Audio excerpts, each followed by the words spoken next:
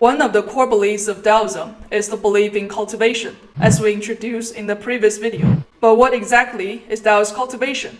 In this video, we'll introduce the concept of cultivation, its purpose, effect, stages, practical path, and how it is passed on. By the end of this video, you will have a systematic and introductory understanding of Taoist cultivation. You can also jump through the content in the description below. Before we start, a quick intro about our channel. We are Shengxuan Daoism, a school of Taoist cultivators from China who are working to introduce Taoism and bring the benefits of cultivation to a wider world. As for me, hi, I'm Taoist Chao. I'm a Taoist cultivator from China, but graduated from the University of British Columbia, Canada, majoring in philosophy. So my role in this channel is to bridge the gap between the East and West. As you continue with our content, if you find values in it, please hit like and let us know what you think in the comments below. Subscribe us if you want to hear more quality content on Taoism. We deeply appreciate your support and feedback.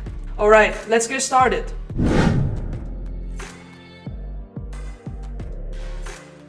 Let's first understand what Taoist cultivation means. In English, it's often translated as Taoist cultivation. While the word cultivation shares similarities with the idea of nurturing and growth, it's essential to dive deeper into the cultural and linguistic meaning behind the Chinese term. The original word in Chinese for cultivation is 修行. It consists of two characters, 修 and 行. In Chinese, 修 means to rectify, restore, or perfect, while 行 means to walk or to proceed. Together, these characters suggest the cultivation of what we do and what we don't do, shaping our actions and refraining from harmful ones. One of the earliest mentions of cultivation can be found in Zhuangzi. Cultivate the wu, which is non-being, and you, and go beyond the physical flesh and bones.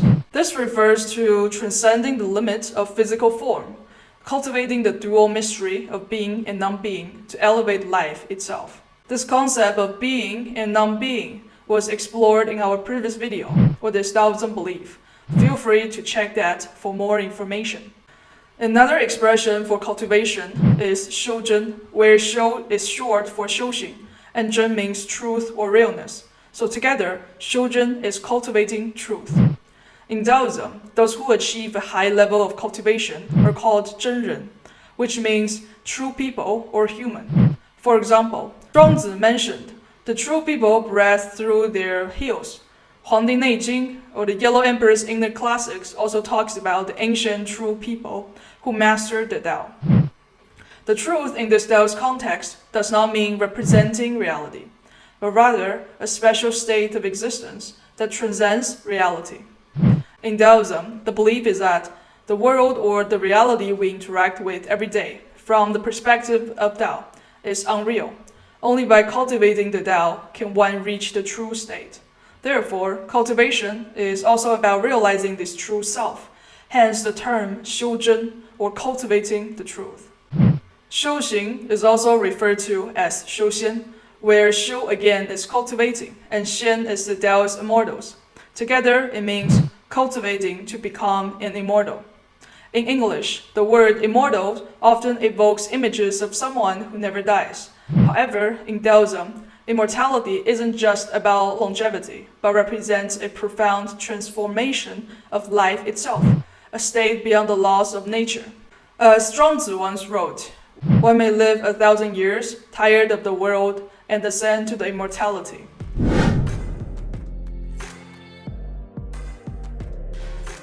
What does cultivation aim to achieve? What benefits does it bring? What are its stages? In short, the core purpose of cultivation is to model oneself after the Tao, elevating one's life to a higher state of being. Ultimately, this allows the practitioner to transcend the limitation of the mundane world, reaching a state of boundless possibilities, similar to the Tao's creational power. This journey transcends life and death, marking the infinite evolution of life itself. More specifically, this long path of ascension can be divided into three major stages: the grounding stage, the transcendent stage, and mystery stage. Each stage has more detailed sub-levels, but we'll focus on the broader outline here. At the grounding stage, cultivation focuses more on the physical body. By accumulating and refining Jing, which is bodily essence, and Qi, which is vital energies, the cultivator strengthens their body and nourishes the Yuanshen, which is the primordial spirit. This leads to improved health, longevity. During this stage, cultivators experience increased energy, enhanced mental clarity, and a stronger immune system. Their body begins to follow the natural rhythm of the universe, leading to youthful vigor, emotional stability, and resilience. At this point, vital energy circulates freely, activating numbed micro-sensations and making the body more flexible and elastic. Hair thickens, skin regains elasticity, and temperament becomes more composed, less easily swayed by emotions. Breath deepens, and the voice becomes stronger. Cognitive abilities, spatial awareness, and learning skills return to the levels similar to pre-adolescence. Overall, the cultivator gains greater control over their physical state, facing external challenges with energy and maintaining a clear inner mind. This is exactly what Huang Tingjing, or the Yellow Cord Classics, refers to. Immortals in Taoist are now Shen, which is magical. They accomplish truth through the accumulation of Jing, the bodily essence, and Qi, the vital energies. Through the accumulation, the cultivator lays a solid foundation for more advanced cultivation. At the Transcendent Stage, the cultivators begin to transcend the limit of the human body, attuning to the rhythms and laws of nature. At this point, the cultivator starts to construct Fati, where Fa means laws, rules, principles, methods, and Ti means body. So together, it means the cultivator builds the body of principles. This body is not made of flesh and bones, but of primordial version of natural laws. It's a seed of creation, a structure of order. In this stage, the cultivator's Fa Du, which is laws and measures, interacts with the natural laws of the current world. Through the collision and harmonization, the cultivator's laws evolve and get refined. When the body of principles becomes complete, the cultivator can return to the void and draw on the primordial energy to transcend their being. This process is known in the internal alchemy as gathering the great medicine, or refining the golden elixir. As the great cultivator Zhang Sanfeng explained in his writings, what has been stolen from me through birth and death by the mundane world must now be reclaimed from the void, returning to my original nature. In this way, the primordial Jing, bodily essence, the primordial Qi, vital energies, and the primordial Shen, spirit, will be complete. This process is called changing the furnace and cauldron, where the furnace and cauldron is a metaphor of the container of being in the internal alchemy. Originally, the container of our being is no doubt the physical body, but once the golden elixir is attained, the container is changed to the Fati, or the body of principles. The former physical form becomes an external manifestation, while the true self inhabits in the new form principle body. Reaching this stage is profound and intricate, connecting the cultivators to the fundamental forces of the universe in ways that cannot be fully conveyed through language. Those who complete this stage are often regarded as Shen, or immortals, already. While the Transcendent Stage surpasses the limit of human existence, the Mystery Stage goes beyond the boundaries of individual selfhood. The newly cultivated Fati, or the body of principles, holds the potential for infinite transformation, but it's still like a seed that has yet to actualize.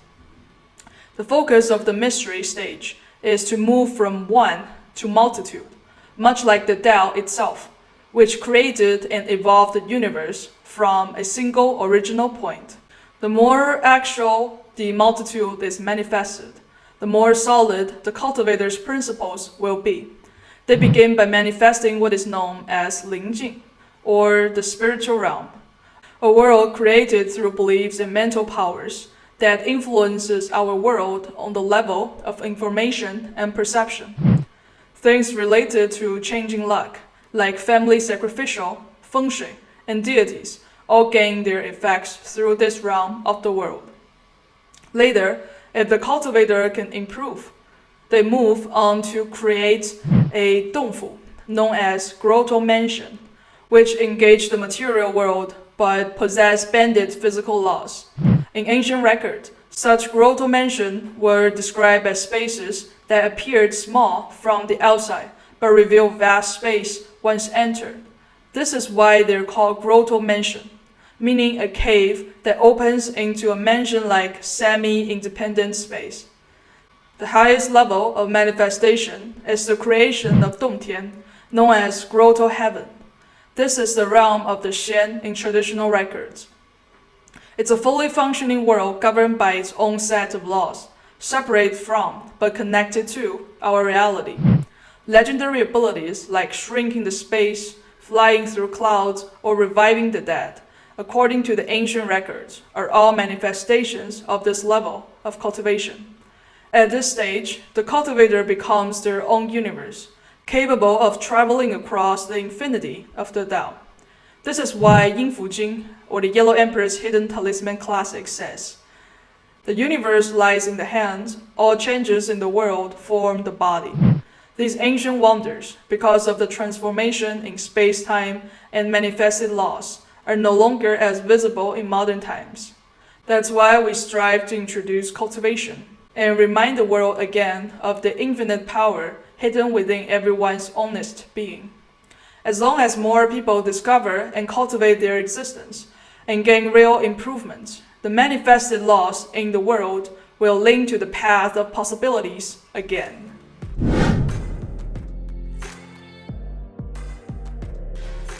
What are the practical paths of cultivation? To answer this, we must introduce a core concept repeatedly mentioned in this video and previous ones, the Xing-Qi-Shen, or the form, energy, spirit framework.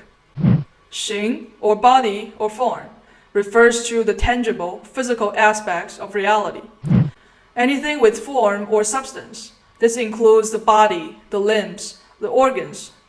Moreover, Jing, or bodily essence, which we mentioned earlier, also belongs to Xing.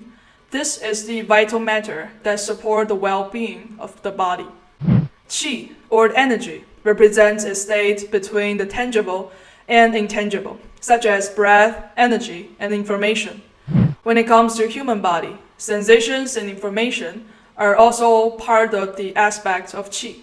This idea is probably not easily understood, so if you're interested, we can make another video about how to feel and sense the Qi.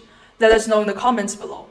Shen, or the spirit, refers to the mental or the spiritual aspect. Unlike Xing, which is entirely tangible, hence restricted very much by natural laws, Shen has more possibilities and flexibility, which cannot be foreseen in the same way as matters. More interestingly, the word Shen in Chinese has multiple meanings. Apart from spirit, it also means wonders and gods. You can see how these meanings reveals deeper understanding in Taoism soon. Overall, this Xing-Qi-Shen framework applies to the universe, humanity, and individuals. Each level can be broken down into body, energy, and spirit. The purpose of cultivation is to refine one's inner body, energy, and spirit, so that the outer body, energy, and spirit can also be refined and become the new body. These three aspects are exactly the three dimensions of the cultivating path.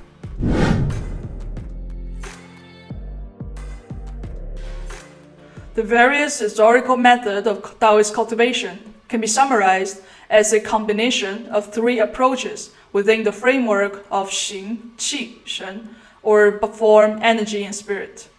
There are Daoying, or guiding the body, Xing-Qi, or circulating qi, and Chen-Shen, or concentrating spirit. First, let's look at the Xing, or bodily dimension. Daoying includes practices such as massage, nurturing body routines, and martial arts. Its key characteristic is focusing on cultivating the form in order to harmonize the Shen and Qi. Exercising to move one's form on one's own is the method of nurturing body routines and martial arts. On the contrary, letting external forces to move one's form is the method of massage. Daoying has a long history and is mentioned in Zhuangzi. By breathing in and out, exhaling old and inhaling the new, stretching like a bear and extending like a bird. These are the ways of those who guide body and nurture their form, like Pengzu, who lived long and prospered. The phrase stretching like a bear and extending like a bird describes the Daoying method, where mimicking animal movements achieves the desired effects. This practice has been passed down through ages, such as in the 5 animal forms, which are still popular in China today. The excavations of the Ma Wangdui tombs also uncovered a silk painting titled Daoying Tu, or Guiding Body Chart. This could be dated back to Han Dynasty, showing its ancient origins. In the West, Taiji is probably the most well-known example of this path. Taiji, along with other practices such as Baguazhang and Xing-Qi-Shen, are collectively known as the internal martial arts, or 内家拳. Internal martial arts was founded by the great Taoist master Zhang Sanfeng, as recorded by the famous Ming Dynasty scholar Huang Zongxi in the epitaph for Wang Zhengnan. Shaolin was famous for its martial prowess, focused on defeating others in combat. Internal martial arts, however, neutralize movement with stillness, and opponents fall at a touch. Thus, Shaolin became known as external martial arts, while internal martial arts were established by Zhang Sanfeng during the Song Dynasty. Internal martial arts refine the internal body to generate external power, not only for fighting, but also for improving the fascia and internal organs. Today, other popular Daoing exercises for health and longevity include Wu Qing Shi, or the 5 animal form, and Ba Duan Jing, the 8 brocades. Next, let's look at the Qi, or energy dimension. Xing-Qi focuses on various breathing methods. Its core concept is regulating the Qi aspects, primarily by circulating internal energy, clearing body's meridians, and enhancing the body's vitality and energy. The goal is to nourish the body with Qi and balance both the physical, Xing, and the mental, Shen. Just a very quick note, the Xing of Xing-Qi method and of Xing-Qi-Shen are not the same character in Chinese. It just happens that they have the same pronunciation, hence the same spelling in English. Please do not get confused. The history of breathing method stretches back centuries. As we discussed in Taoism 101, philosophical versus religious Taoism, the Tao Te Ching already mentioned the breathing method. Thus, things sometimes xu or blow, and sometimes trui or puff. Xu, blow, and trui, puff refer to different breathing patterns that regulate the body's qi flow and temperature. In Zhuangzi, it's also said, the true man's breath comes from the heels, while ordinary people breathe from their throat. This phrase, the true man's breath comes from the heels, describes how advanced cultivators breathe throughout the entire body effortlessly. When they breathe, the structure of their whole body inflate and deflate like a tide. Even the extremities, such as the hands and feet, are touched by the waves of their breath.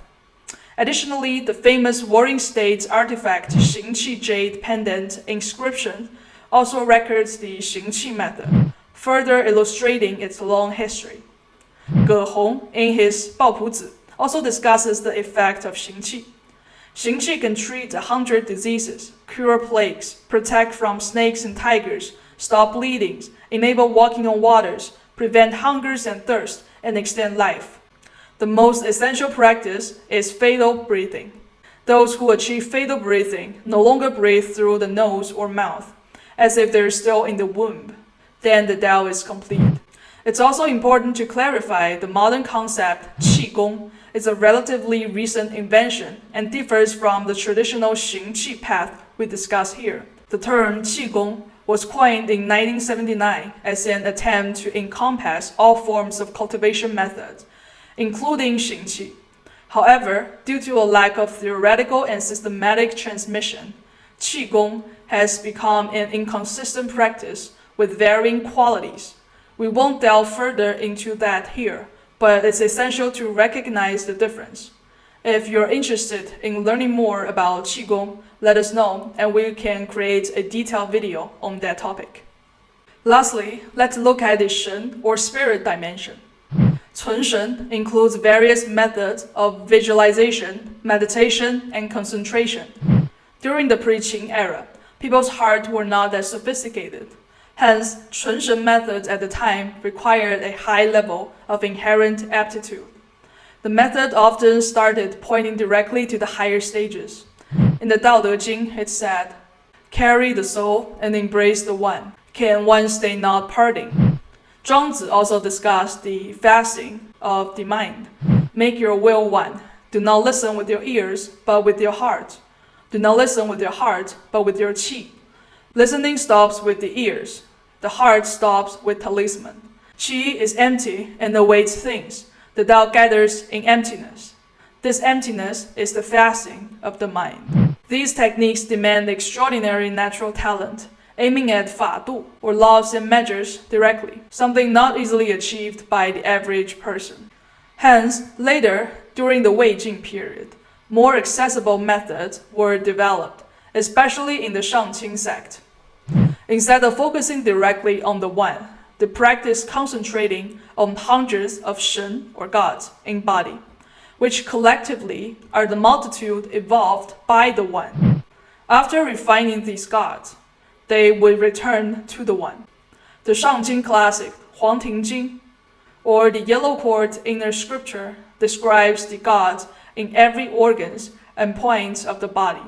For example, this passage shows part of the gods. The Supreme Tao requires no complicated secrets for attaining truth. Every joint and aperture has its god. The hair god is called Canghua. The brain god is called Jinggen. The eye god is called Mingshang. The nose god is called Yulong. The ear god is called Youtian. The tongue god is called Tongming. And the teeth god is called Luoqian. This describes the deities from head to toe, including the hair, brain, eyes, nose, ears, tongues, and teeth, along with later sections discussing the heart, liver, spleens, lungs, and kidneys, and so on. Each key organ in the body has its own god. This cultivation involves concentrating the spirit, refining the gods, and then uniting them into one. As mentioned earlier, in Chinese, the word Shen can refer to both mind or spirit and gods, as well as wonders or divine phenomena. In the application of Shangqing's Shen method, we see the connections between these meanings. Because the gods within the body correspond to the gods in the external world, refining the inner gods enables one to master the greater world outside. Understanding the framework of Xing-Qi-Shen allows us to view historical cultivation methods in a unified way. For example, the great pre-Qing cultivator like Laozi and Zhuangzi clearly focused on Shen, or the spirit concentration, which requires remarkable natural talent to directly grasp the laws of existence. The early Qi cultivators of the same era focused more on Qi, supplementing with spirit cultivation. By the time of Tang and Song dynasty, when the internal alchemy school, or Neidan, emerged, both Qi and spirit were cultivated, with a focus on their transformation.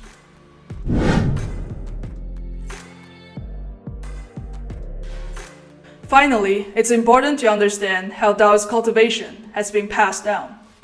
Historically, Taoist teachings and cultivation methods were transmitted through a master-disciple system, with secrets passed down orally and spiritually, from teacher to student. Due to the conventions in modern education, a lot of people might think that texts and scriptures are the key to the passage, but it doesn't work exactly like this. Texts are important, but it's like half of the puzzle. Without the other half, texts alone are often misleading. Before the compilation of the Daozang, or the Taoist canon, various Taoist scriptures were circulated only within the sect that they belong to, making them inaccessible to outsiders. Even after the Daozang was compiled, only the highest levels of the imperial court and senior Taoist leaders had access to the full collection of it. The fact that today anyone can purchase the Daozang is a relatively recent development in history. This change primarily occurred after the Daozang was revised in modern China, accompanied by the digitalization of many ancient texts, making the scriptures more publicly accessible. However, simply reading Taoist scriptures is not enough to begin cultivation. This is because Taoist passage operates under a system similar to public keys and private keys. The various Taoist texts act as the public keys, accessible for personal study. However, these texts were not written in a way for self-study. They contain many secret phrases and hidden meanings. That's why there's the saying in Taoism that says, returning with the secrets from the master, only then can one understand the books. Without the guidance of a master who has cultivation achievement, the private key is missing. As a result, the true message from the text cannot be decoded and conveyed. Moreover, the specific method would not be written step by step on text. This is not intended to monopolize knowledge of cultivation. Rather, it's for protection. Can you imagine learning a complicated dance merely by reading words? No instructors, never seen a dance performed in your life before. No videos, no pictures, just with words. I think you can easily realize that this is extremely difficult, and almost certainly that the learner will end up with wrong movements. Cultivation is only more sophisticated than that, because both Qi and Shen were internal, which is even harder to illustrate with a teacher present. That's why traditionally, Taoist cultivation was passed down through master-disciple lineage, because the important keys cannot be conveyed through text. This is often referred to as Shengqi resonance or Shengqi jiaogan, which requires the master's fadu or laws and measures to attune the disciple to the practice. This resonance ensures that the disciple follows the right path during cultivation. That's why Zhang Boduan says in the Wu Zhen Pian that even if you're wiser than Yan Hui and Ming Sun, who are the smartest students of Confucius, without meeting a true master, don't force your guesses. Moreover, the system is also designed for safety. If internal cultivation can improve both the mind and body, it will also suggest that, if done improperly, it can harm both. Hence, traditionally, a guiding master is essential in Taoism. Of course, in modern society, fully replicating the traditional master-disciple model may not be the most ideal. With widespread access to basic education today, we believe that a new transmission model is necessary, one that better fits the changing times and makes cultivation more accessible. At Shengxuan Daoism, we're exploring an academy model, where the vast and ancient Taoist cultivation system is organized into structured courses. Thanks for watching. I hope you enjoyed it. If you find values in our video, please hit like and let us know what you think and what else you want to know about Taoism in the comments below. We appreciate your support and feedback. Subscribe us if you want to hear more quality content on Taoism. We will see you in the next video.